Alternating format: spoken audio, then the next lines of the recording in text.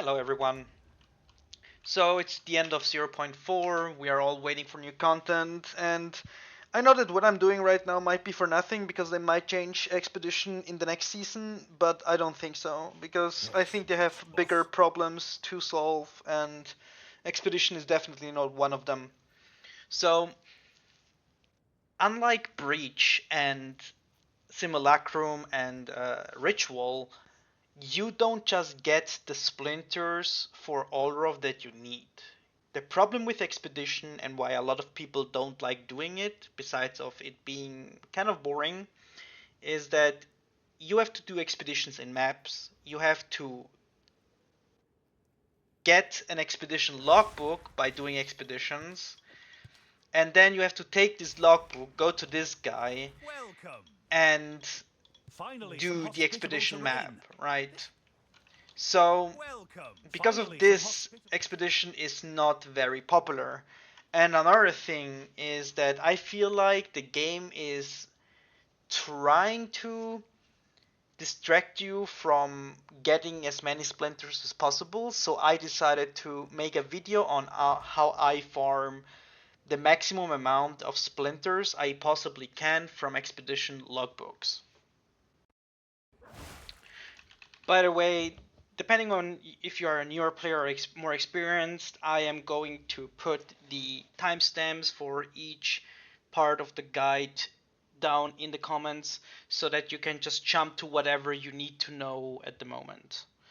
So, as you can see here in the corner, I play a hardcore SSF on this character. I sometimes play Trade League too. In Trade League, it doesn't matter too much. You can just get the splinters, although they were really expensive this season because nobody wants to do Expedition and get those splinters. Although if you know how to get them, they can be very, very profitable for multiple reasons. So Olroth has an interesting loot table. He can drop 3 lineage supports. These 3. They all give +3 to a skill if a condition is met. The condition is easy. The supported shield has to have either exactly 0 other supports, 1 or 2 other support gems. And it's always +3. This is really, really good for spirit gems, such as Berserk. Now, the other items that Olroth can drop, let me check, here we go, are Olroth Resolve, which is for many builds the best life flask you can possibly get. And even though it's really, really rare, you can get Heroic Tragedy. And even like the shield, I think, has potential, and the weapon too. Although I have never played either shield or weapon really in this game, so I can't talk to this. But the Heroic Strategy, Olroth Resolve, and the 3 lineages are crazy valuable and really, really strong. Especially Heroic I'm too stupid to pronounce it. I'm sorry. Heroic Tragedy is crazy because it can roll 3 different versions, and one of them is converting, like, if I remember correctly, uh, strength doesn't give you max HP, but instead it gives you maximum energy shield. That can be really good for certain builds. Then one is converting dexterity, I think, into armor, and the third is converting intelligence. Instead of plus mana, it gives you evasion. So they are all defensively very, very strong, depending on, like, for example, this would be crazy good on my werewolf because I have a good amount of strength, and instead of 2 life, which I don't get because I run CI anyway, I would get 400 more energy shield, or 200, something like that, which then scales with my energy shield node, so it would be really strong on this character, right? Alright, let's start at the basics. So, to get expedition logbooks, we need to play expeditions and maps. Now, don't mind the yellow expedition tablets. You get these if you, or you can make these after you kill Arbiter, but you don't need them to farm it. Um, these tablets can always have a prefix and a suffix, as many other items in the game, And the prefixes you want are either increased quantity of logbooks dropped by runic monsters or effectiveness. Because effectiveness essentially increases the quantity of items mobs drop, so it also increases the chances of them dropping logbooks. I could go into more in-depth how I work with tablets and how I use my tablets while mapping, because I try to maximize the value out of them as much as I can because I play a lot of SSF. But I'm gonna keep it simple for this video because we're here to farm expedition. So one thing you gotta know is that expedition, I'm gonna use the quantity, I think. Expedition synergizes well with Abyss. And I try to always run Abyss if possible. I love Abyss, it's my favorite kind of content, but also the rewards of Abyss can be really good. Good craft currency, generally good loot, and good XP and a lot of action. But yeah, these two interact with each other. Let's see if it works on this map. They don't always do, but often. Alright, so here we are at an expedition. Now, quick explainer. Remnants make enemies stronger and give you benefits, just more rare monsters. Swirly flags are chests. The other ones are minions. The bigger the pole, the bigger the mob that spawns after explosion. The bigger the mob, the better the chances are for logbooks. Now, effectiveness increases the chance of logbooks from what I understand. And usually there can be a remnant, one of those thingies here, that also increases the chance of mobs dropping logbooks. Unlucky that we have none here right now. However, this is a good chest one. Sometimes you can like decide wanna go for chests or wanna go for mobs.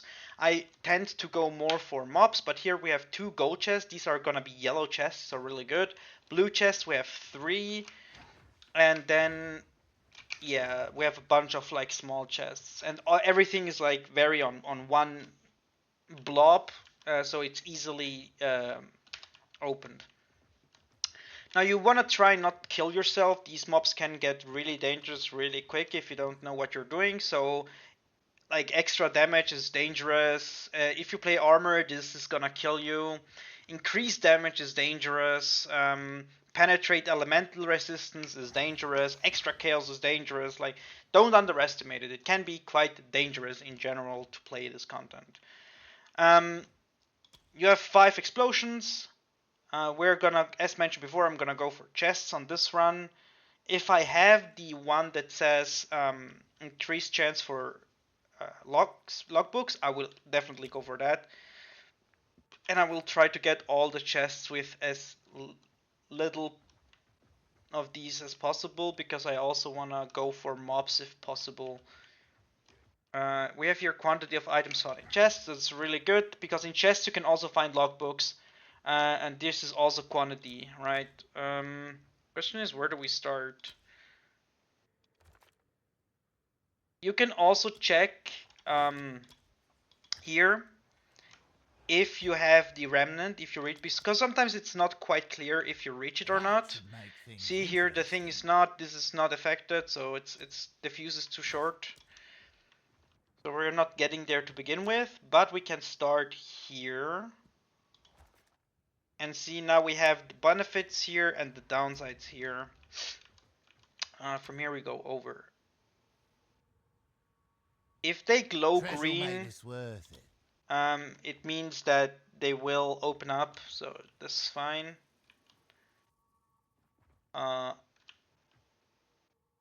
I will purposefully go here first. Another thing you have to note is that the buffs are applied in order of explosion, so these buffs are applied first. So these 2 chests will only have 20% increased drop rate. And then this one will apply next. This is why I'm pathing like this. So these 2 chests will have 40%. And I think this is worth more than getting this lonely chest out here. So yeah, let's go for it. Also note that the green stuff looking out of it, this green stuff here, this is what I meant, it synergizes with Abyss. So here we have Abyss mobs spawning, and I've had very good experience with Logbook drop rates with combined with Abyss expeditions. Oh, perfect, Regal, I'll take that. Alright, so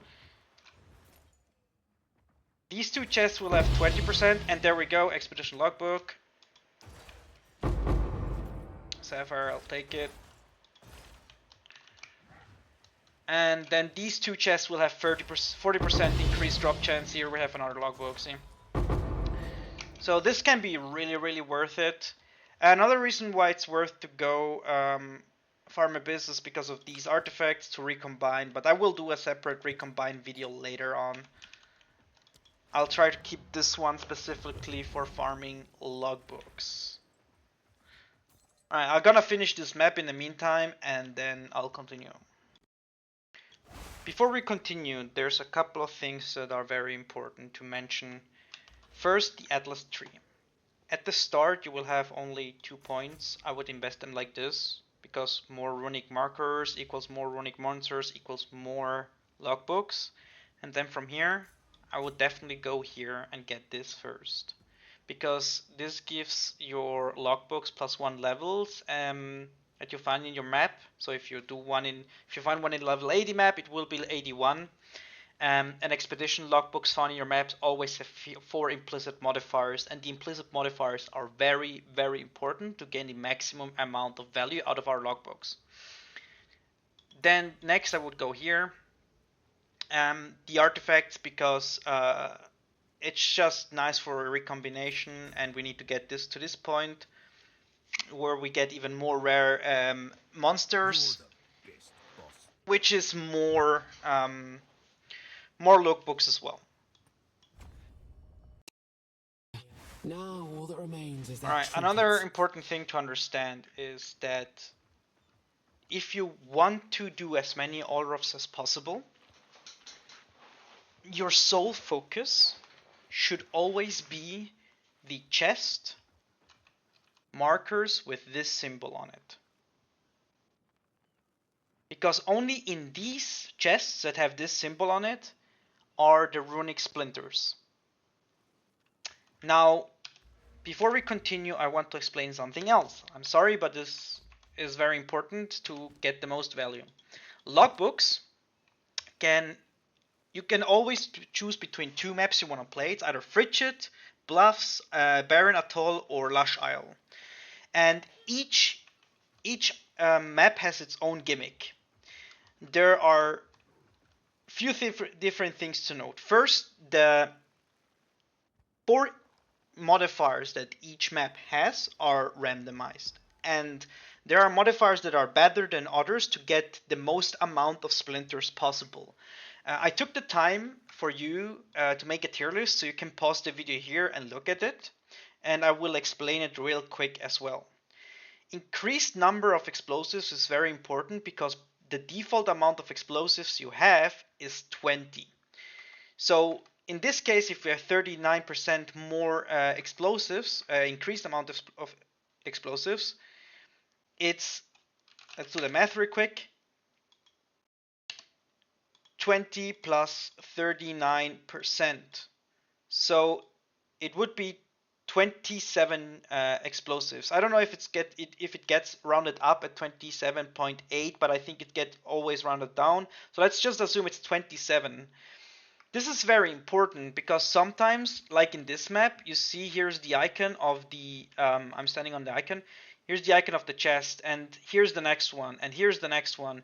And if you have more explosive, this means that it's easier to get every single chest in the map that has this icon. Because this is the number one thing we go for, is this, and increased quantity of items found in excavated chests. Those are the 2 things that are the most important to get the most value out of each logbook. So if we look here again, the other one is increase expedition explosive placement range. More range and number of explosive fulfill more or less the same goal, which is to reach as many chests as possible. But having both in one map is crazy good. That's why I put them in S tier.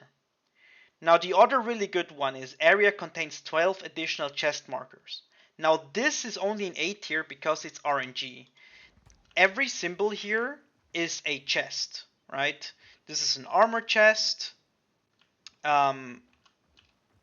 This one is a weapon chest. That's why the swords. Then this one I believe is skill gem chest. And there are different chests. So if the map says 12 additional chest markers, it can be any kind of chest. It can be currency, it can be weapon, it can be like a lot of good stuff, right? But you want as many runic chests as possible. So this is why it's only A tier. I had this mod before on expedition maps, and it didn't roll many splinter chests, so I ended up with very little splinters out of the map. Now, the reason why this is also A tier is because it's inconsistent and it relies on the amount of splinter chests you actually have. But this can be really, really good as well, especially if it procs a lot. Increased explosive radius. It's the circle that covers the amount of area you can actually blow up.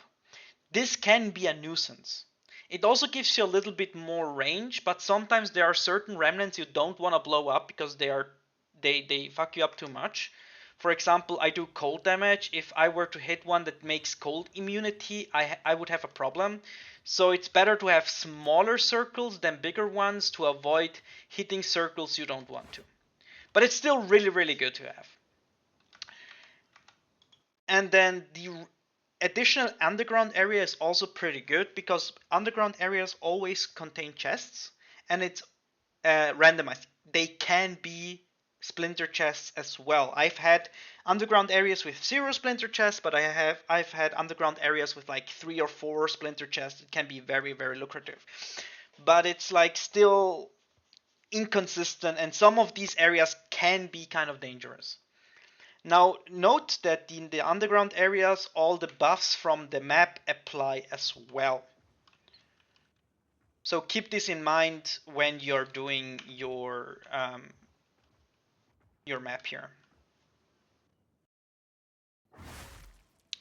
Before we actually start playing the map, there's a couple of things you need to know, and we're always there. Now you have almost all the information you need to get the most value out of your maps. There are, in every map, there are two kinds of remnants. There are orange remnants that are specifically to the map you're playing, and then there's blue remnants, these ones, that are generic and can spawn on every map. Now, Frigid Bluffs is, in terms of getting as many splinters as possible, Frigid Bluffs is the best map because the theme of Frigid Bluffs is quantity. Like increasing numbers and quantity. So if you read here the orange remnant, it has increased quantity of items found in excavation chests. This is the number one thing we want, period. Because this also increases the amount of splinters we find inside the remnant, runic splinter chests. Now in Lush Isle, this will always be 200% increased experience gain, so it's a very good map if you want to level up your character. And in Barren Atoll, it will always be rarity of items found from, I think, mobs. But this video is all about getting as many runic splinters so you can do as many Olroths as possible, so let's focus on that. For that reason, Frigid Bluffs is always like the number one map you want to pick unless you really have bad modifiers on your map, like really bad.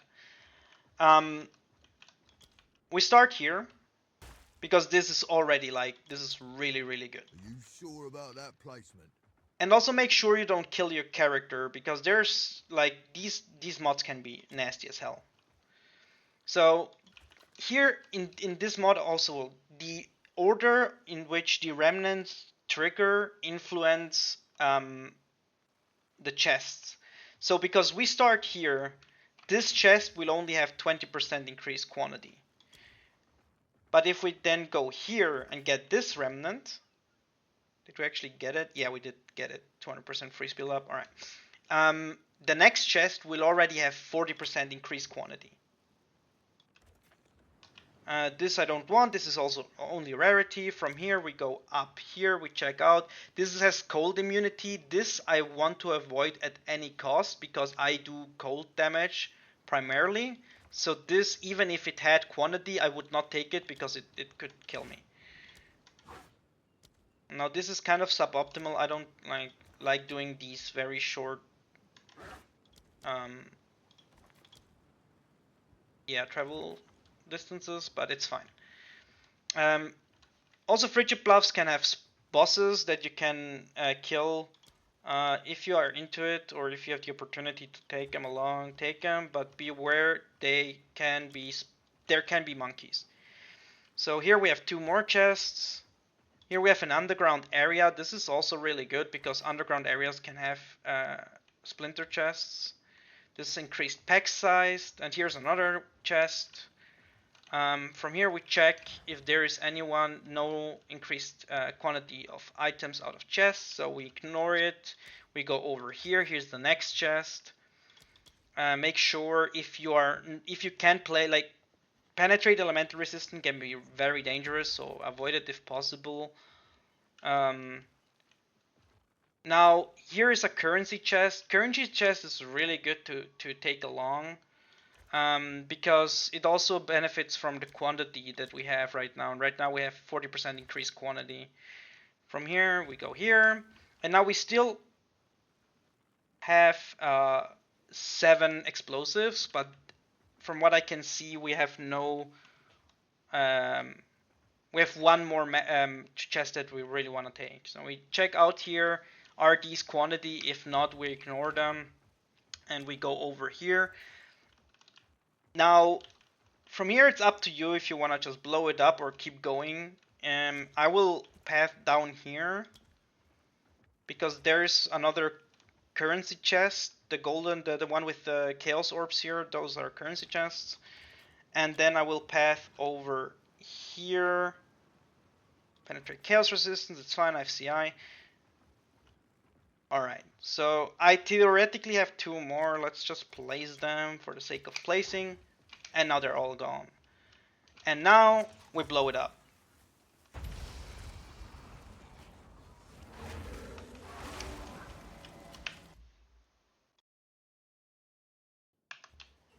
Alright, let's do this.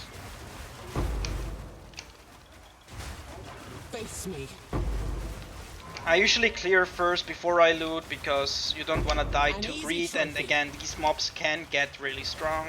They can do a fuck amount of damage and you don't want to risk losing your character over something as silly as Need more this. time.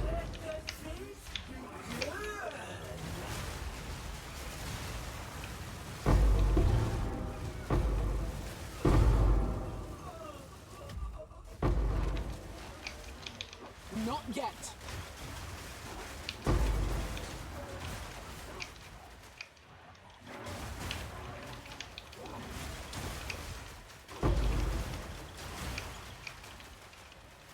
Alright, from here we went over here.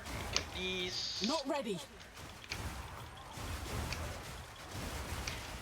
In general, my priority is to get as many runic splinters out of these maps as possible because this is all I care about.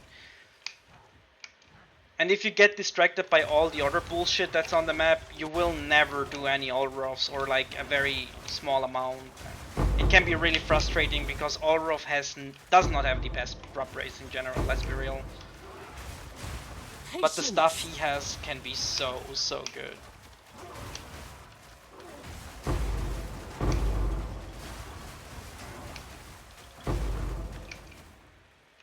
Alright, so let's go from the starting point and see how much we get. Alright. So this was the first chest. It had 20% increased quantity, 6 splinters. It's kind of meh. And then the next one can already have 40%, so see, we already get 12 splinters from this chest. Take this, we take this. Here's the next chest. So we only reach 40% on this map, but it's fine. Because as you can see, we are dropping bigger stacks. Oh, here's a rare life. Barely broke a sweat. Only 5, 14. But these 40% are really, really important to have.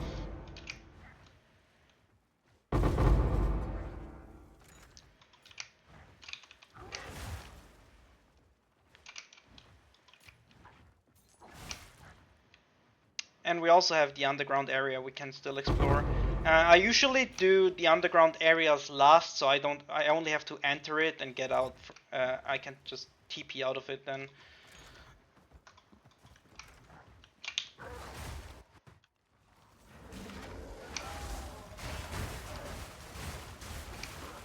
This is lucky. This is a small underground area, and it actually, see, it had 2 splinter chests, and the grand total is 108 runic splinters.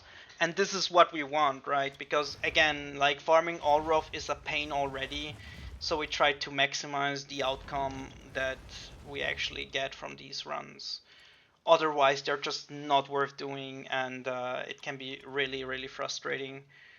So yeah, this was like 150 is one tier 3 run, so getting 108 splinters was really, really good.